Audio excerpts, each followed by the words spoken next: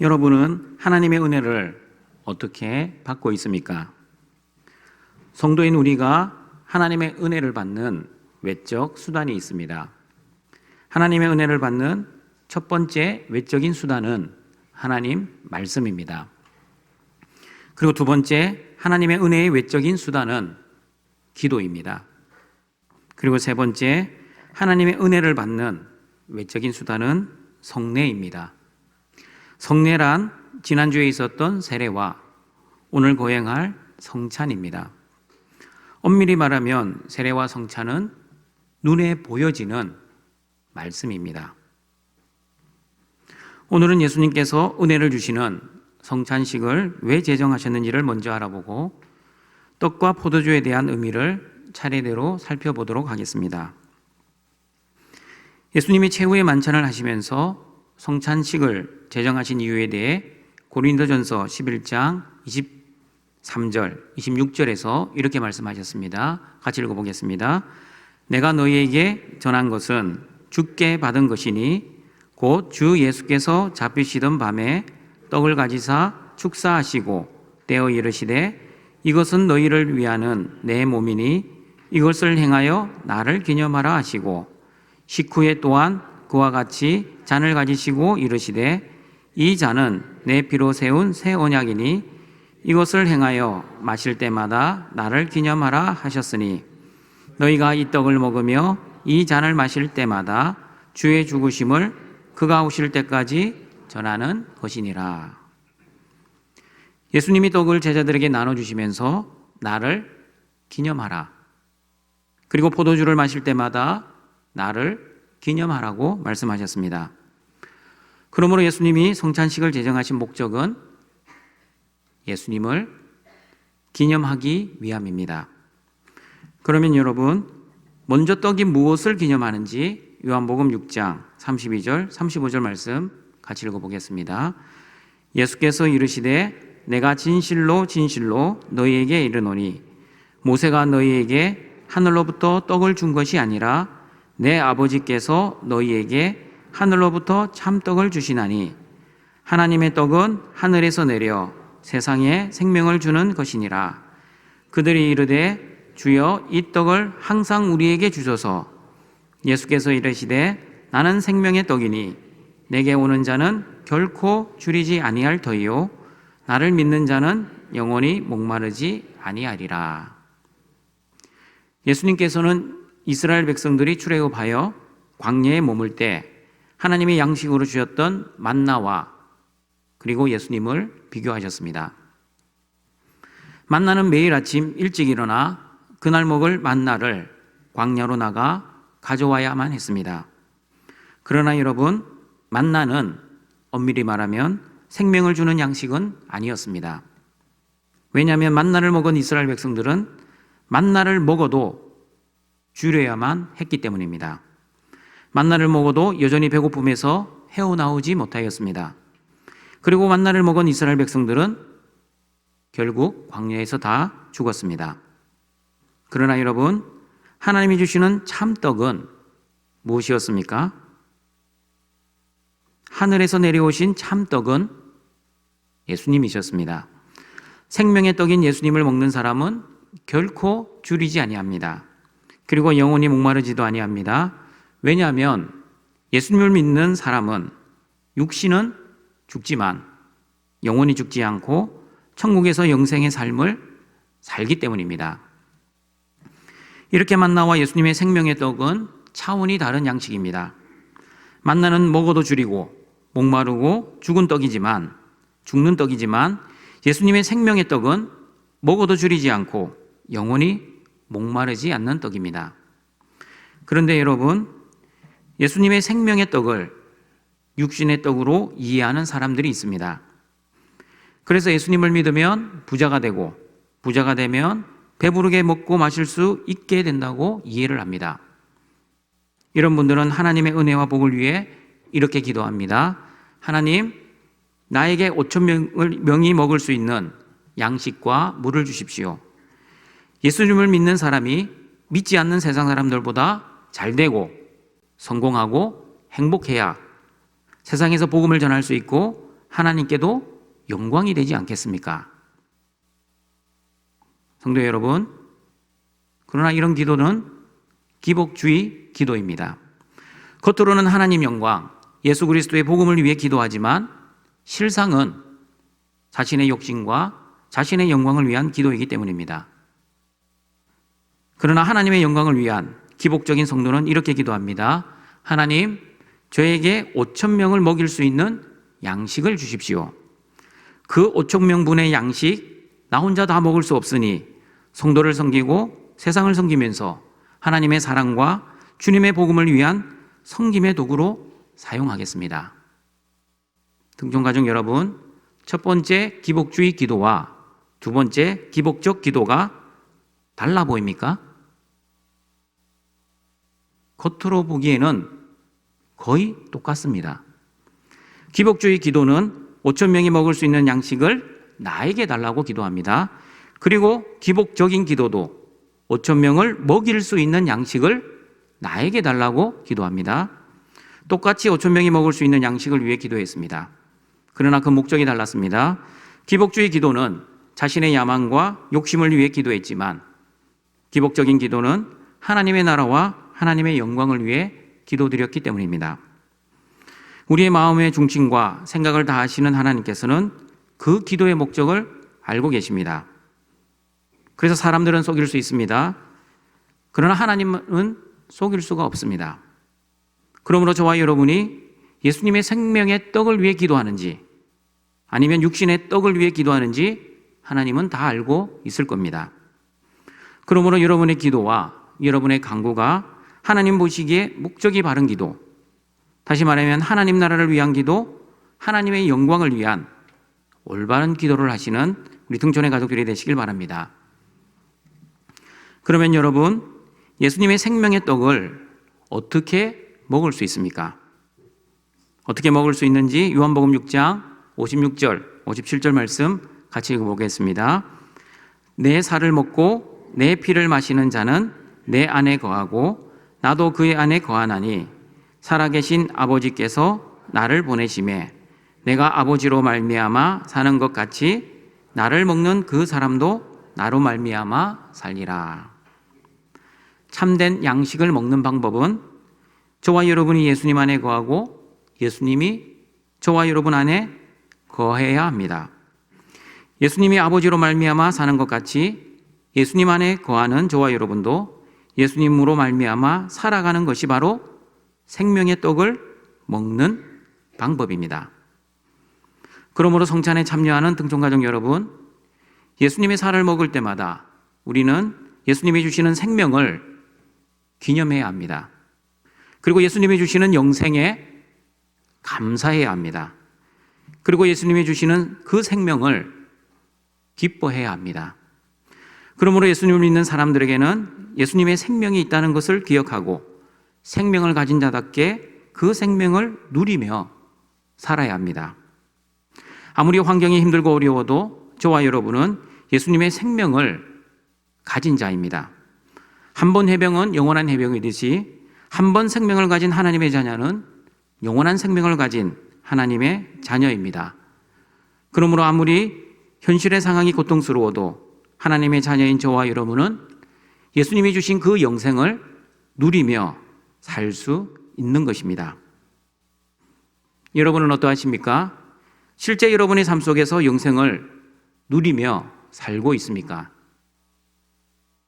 내가 원하는 환경이 되면 영생을 누리며 기쁘고 즐겁게 살아가지만 내가 원하는 환경이 되지 않을 때는 슬프고 힘들게 살아가고 있지는 않습니까? 등촌가족 여러분, 예수님이 주시는 생명은 환경을 초월하는 은혜입니다. 또한 현실에 묶이지 않는 은혜입니다. 심지어 죽음조차도 예수님이 주시는 생명을 좌지우지할 수 없는 것입니다. 예수님의 생명이 저와 여러분 안에 있는지 없는지를 구별하는 방법이 있습니다. 예수님의 생명이 우리 안에 있고 예수님의 그 생명을 실제 우리의 삶 속에 누리고 살면 여러분 네 가지가 없습니다. 첫 번째는 두렵지 않습니다. 두 번째, 부럽지 않습니다. 세 번째, 지겹지 않습니다. 그리고 네 번째, 힘들지 않습니다. 네 가지입니다. 두부지힘으로 외우시면 됩니다. 두부의 힘, 두부지힘. 두렵지 않고 부럽지 않고 지겹지 않고 힘들지 않습니다. 예수님의 생명을 가진 사람은 현실의 고통을 첫 번째입니다. 두려워하지 않습니다. 왜냐하면 예수님의 생명이 있기 때문에 두려움 중에 두려움인 죽음조차도 죽어봤자 천국이라는 그 믿음의 배짱을 가지고 생명을 누리며 살고 있기 때문입니다. 그리고 두 번째입니다. 세상이 아무리 잘 나가고 좋아도, 다시 말하면 나는 잘 나가지 못하고 그리고 가진 것 없이 힘들어도 세상을 부러워하지 않습니다. 왜냐하면 세상이 아무리 많은 돈을 주어도 살 수 없는 예수 그리스도의 영생을 가졌기 때문입니다. 그리고 세 번째입니다. 예수님의 생명을 가진 자는 신앙생활이 지겹지 않습니다. 왜냐하면 예수님의 생명을 누리며 항상 성령 충만한 은혜 가운데 기쁨과 즐거움으로 또한 감사와 찬양으로 살아가기 때문입니다. 환경이 힘들어도 환경을 이겨내고 환경을 초월하는 예수님의 은혜, 기쁨, 평안이 있기 때문입니다. 네 번째입니다. 예수님의 생명을 가진 자는 삶이 힘들어도 힘들지 않습니다. 여러분, 신앙생활이 힘들지 않아서 힘들지 않은 것은 아닙니다. 여러분, 신앙생활 어떻게 보면 참 힘듭니다. 영적 전투의 삶이 왜 힘들지 않겠습니까? 그러나 이 힘든 영적 전투가 힘들지 않는 이유는 나의 힘으로 이 영적 전투를 하는 것이 아니라 하나님의 힘과 성령의 도우심으로 하기 때문에 힘들지 않는 것입니다. 이렇게 예수님이 내 안에 계시고 예수님의 생명을 가진 자는 이 땅의 삶 속에서도 두려운 현실 속에서도 두려워하지 않고 부러워하지 않고 지겨워하지 않고 그리고 힘들어하지 않으며 신앙의 여정을 걸어갈 수 있다는 것을 기억하시고 예수님의 생명을 가진 자답게 늘 승리하시는 우리 등치는 가족들 되시길 바랍니다. 그리고 두 번째, 성찬식을 통해 무엇을 기념해야 할지 마태복음 26장 27절, 28절 말씀을 같이 읽어보겠습니다. 또 잔을 가지사 감사 기도하시고 그들에게 주시며 이르시되 너희가 다 이것을 마시라. 이것은 죄 사함을 얻게 하려고 많은 사람을 위하여 흘리는 바 나의 피 곧 언약의 피니라. 두 번째 우리가 기념해야 할 것은 예수님의 잔을 마실 때마다 예수님이 십자가에서 흘려주신 속죄의 피를 기념해야 합니다. 그러므로 성찬식 때 포도주를 마실 때마다 우리는 예수님의 십자가의 피 때문에 내가 예수님의 생명을 가지게 되었다는 것을 늘 기억하고 감사해야 합니다. 내가 죄를 지었는데 내가 처벌을 받는 것이 당연합니다. 죄는 다른 사람이 지었는데 내가 처벌을 받으면 너무 억울해합니다. 그러므로 죄를 지은 사람이 처벌을 받는 것이 세상에서 말하는 공의이고 정의입니다. 그러나 내가 지은 죄를 위해 예수님이 대신 벌을 받으셨습니다. 내가 죄를 지었는데 예수님이 처벌을 받으신 것은 너무나 불공평하고 너무나 정의롭지 않습니다. 그러므로 동청가족 여러분, 십자가의 은혜는 너무 불공평한 은혜입니다. 그리고 너무 공정하지 못한 은혜입니다. 그런 불공평하고 불공정한 은혜를 받은 사람이 바로 저와 여러분입니다. 그런 은혜를 받은 저와 여러분은 그러면 어떻게 살아야 합니까? 받은 하나님의 은혜대로 살아야 합니다. 그런데 받은 은혜대로 살지 못하고 공로의식을 가지고 살아가는 사람들이 있습니다. 여러분, 은혜와 공로를 구별하는 방법이 있습니다. 어떻게 구별하는지 아십니까? 내가 한 좋은 행동이나 선한 행위를 해놓고 잊어버리면 은혜입니다. 그러나 내가 한 선한 행동, 좋은 행동을 언제, 어디서, 어떻게 했는지 조목조목 다 기억하고 있으면 그것은 공로입니다. 사람들은 자신들이 한 선행을 자기도 기억할 뿐만 아니라 남들도 기억해 주기를 원합니다. 인정을 해주면 은근히 좋아합니다. 그러나 자신의 선행을 알아주지 않으면 은근히 속상해합니다. 왜냐하면 사람들에게는 공로의식이 있기 때문입니다. 그래서 이 공로의식 때문에 하나님께 서운한 사람들이 종종 있습니다.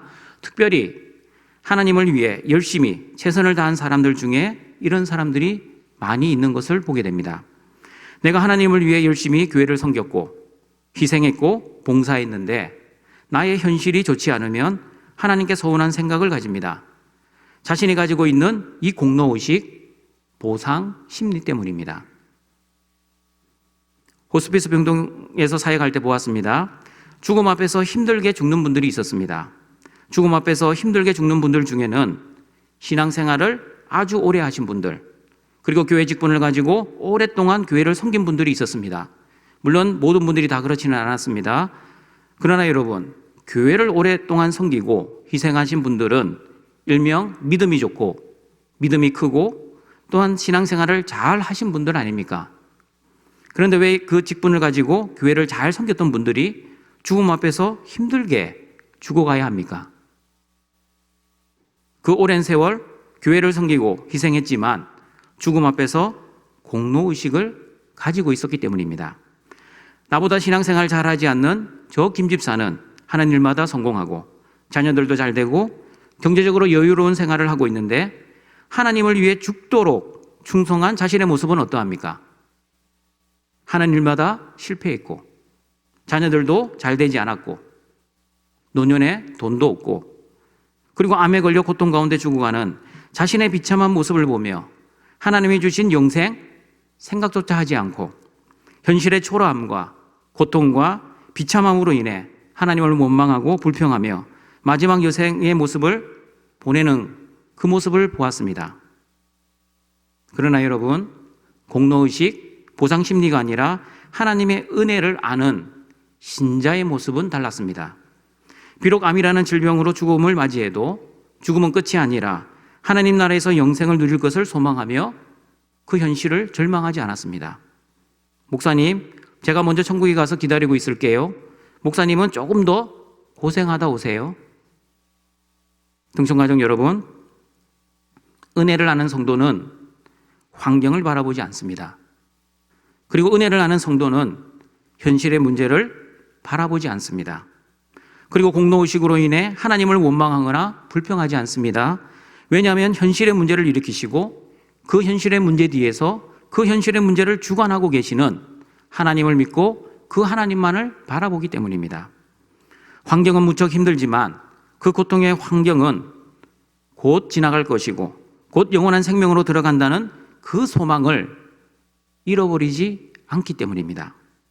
그리고 하나님의 은혜를 아는 성도는 내가 열심히 섬기고 희생하고 봉사했지만 하나님의 보상을 바라고 섬긴 것이 아니었습니다. 전적인 하나님의 은혜에 감사하여 그 크신 하나님의 사랑에 감사하여 하나님을 위해 희생하고 봉사했기 때문에 어떠한 환경 속에서도 절망하지도 않고 그리고 억울해하지도 않는 것입니다. 그리고 하나님의 은혜를 아는 성도는 예수님의 생명을 누리며 살아왔고 또한 그 예수님의 생명을 소망하며 죽음을 맞이하기 때문에 심지어 죽음 앞에서도 두렵지 않게, 부럽지 않게, 지겹지 않게, 그리고 힘들지 않게 천국을 소망하는 것입니다. 이런 은혜를 가지고 봉사하고 섬긴 사람은 이런 태도를 가지고 있습니다. 주셔도 감사, 안 주셔도 감사입니다. 왜 안 주셔도 감사합니까?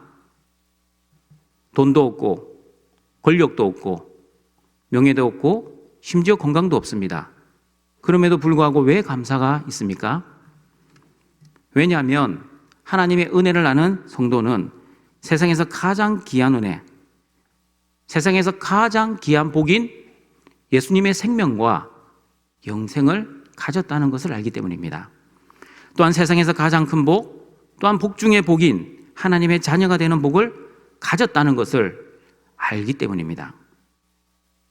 예수님께서는 자신의 생명을 저와 여러분에게 주시고 나서 그것을 기억하지 않으셨습니다.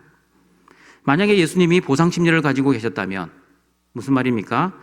예수님이 우리에게 주신 십자가의 죽음의 희생을 우리에게 갚으라는 그런 공로의식을 가지고 계셨다면 우리는 어떻게 살아야 합니까? 하나님이 우리에게 생명을 주셨기 때문에 우리 또한 하나님께 우리의 생명을 바쳐야 그게 공정합니다. 그러나 예수님은 우리의 생명을 요구하지 않으셨습니다. 예수님이 우리에게 요구하시는 것이 무엇이었는지 요한복음 6장 56절, 57절 말씀 다시 읽어보겠습니다. 내 살을 먹고 내 피를 마시는 자는 내 안에 거하고 나도 그의 안에 거하나니 살아계신 하나님 아버지께서 나를 보내심에 내가 아버지로 말미암아 사는 것 같이 나를 먹는 그 사람도 나로 말미암아 살리라. 여러분, 우리가 돈 좋아한다고 하나님께서 우리에게 돈 요구하지 않으셨습니다. 하나님께서 우리에게 노예처럼 건물을 짓고 희생하고 무언가를 바치라고 하지 않으셨습니다. 무엇을 가장 원하셨습니까? 예수님이 가장 원하신 것은 그냥 예수님 안에 거하는 겁니다. 다시 말하면 예수님과 함께 사는 것을 원하셨습니다. 우리가 예수님의 사랑을 갖기 위해 무언가를 열심히 한다 할지라도 여러분, 결코 그 사랑을 갚을 수가 없습니다. 우리 자녀들이 아무리 부모의 사랑을 갚는다 할지라도 그 부모의 사랑을 다 갚지 못하는 것과 마찬가지입니다. 그냥 예수님과 함께 거하고 살면 예수님은 그것만으로도 기뻐하시고 즐거워하십니다. 동청가정 여러분, 예수님의 우리와 함께 거하며 살기 위해 우리의 죄를 용서해 주셨다는 거 아십니까?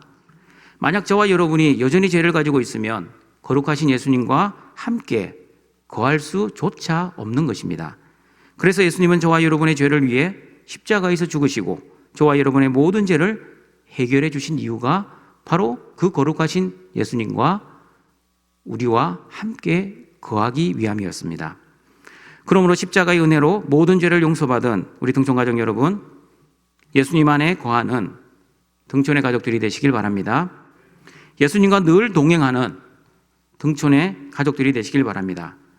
그리고 예수님과 함께 살고 예수님과 함께 죽는 그 믿음의 등촌의 가족들이 되시길 바랍니다. 말씀을 정리하도록 하겠습니다. 여러분, 세례와 성찬은 하나님의 은혜를 받는 외적 수단입니다. 무슨 뜻입니까? 오늘도 성찬을 거행합니다. 형식적이고 습관적인 떡과 잔을 받으면 아무런 의미가 없습니다. 오히려 예배 시간, 왜 이렇게 시간만 낭비할까? 힘들어할 겁니다. 그러나 이 성찬은 그 예수님의 속죄의 은혜를 기념하고 예수님의 생명의 떡을 통하여 내가 예수님 안에 진정으로 거하고 있는지, 예수님과 함께하고 있는지를 알아보고 그리고 감사하는 시간입니다. 조금 후에 우리 성찬식을 합니다. 그때 우리 기도의 시간이 주어질 겁니다. 그럴 때 내 안에 네 가지가 있는지 한번 확인해 보시길 바랍니다. 네 가지가 있는지, 네 가지가 없는지. 네 가지가 없어야 정상입니다. 네 가지가 없어야 내가 예수님의 생명을 잊고 그 생명을 실제 내 삶 속에 누리고 산다는 증거입니다. 그런데 예수님을 믿는다 하지만 여전히 세상을 두려워하고 현실의 고통을 두려워하고 또 세상에 가지고 있는 그 무언가를 부러워하고 여전히 신앙생활 지겨워하고 왜 이렇게 예배 시간 기나? 왜 이렇게 찬양은 기나? 따분해하는 그 모습, 그리고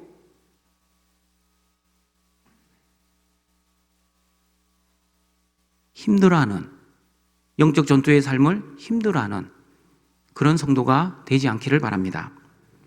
떡을 먹을 때마다 어떠한 고난과 어려움 속에서도 생명의 떡이신 예수님 안에 거하며 살아야 한다는 것을 기념하고, 또한 잔을 마실 때마다 예수 그리스도의 속죄의 은혜를 기념하는 우리 등촌의 가족들이 되시길 바랍니다. 죽을 수밖에 없었던 저와 여러분을 살려주시고자 하늘보좌를 버리시고 죄인의 몸으로 오셔서 저와 여러분의 모든 죄를 위해 죽어주신 예수님의 그 크신 은혜와 사랑에 감사하는, 그리고 기뻐하는 성찬식의 되기를 소망합니다. 그리고 모든 죄를 용서받아 하늘의 영생을 받은 자답게 현실의 상황을 바라보지 않고 또한 현실의 고통을 원망하지 않고 오직 예수님 안에 거하며 예수님과 함께 살면서 현실의 상황을 두려워하지 마시고 또한 세상을 부러워하지도 마시고 신앙생활 지겨워하지도 마시고 그리고 성령의 도우심으로 영적 전투에서 힘들어하지 않는 우리 등촌의 가족들이 되시길 바랍니다. 우리가 아무리 오랫동안 열심히 하나님을 섬기고 희생했다 할지라도 공로의식, 보상심리를 가지고 있으면 반드시 하나님께 원망하고 불평할 것입니다.